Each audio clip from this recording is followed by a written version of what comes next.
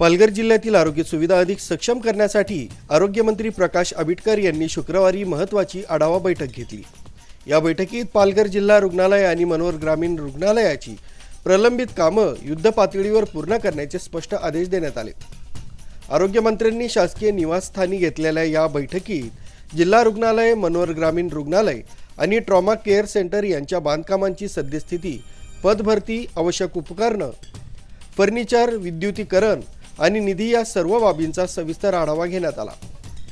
येत्या 1 एप्रिल अखेरपर्यंत सर्व प्रलंबित कामं पूर्ण करून 1 मेला या दोन्ही रुग्णालयांचं लोकार्पण करण्याच्या दृष्टीनं कामं करण्याच्या सूचना त्यांनी प्रशासनाला दिल्या आहेत। या भागातील वाढतं औद्योगिकीकरण आणि होऊ घातलेल्या वाढवण बंदर यामुळे भविष्यात लोकसंख्या वाढणार आहे। हे लक्षात घेऊन स्थानिक नागरिकांना उत्तम आरोग्य सुविधा मिळाव्यात, हा यामागचा उद्देश होता। या बैठकीला आमदार राजेंद्र गावित, पालघरचे जिल्हा शल्य चिकित्सक आणि सार्वजनिक आरोग्य व बांधकाम विभागाचे वरिष्ठ अधिकारी उपस्थित होते। या रुग्णालयाच्या कामांमुळे पालघरमधील दुर्गम आणि आदिवासी भागांतील जनतेला मोठा दिलासा मिळणार आहे।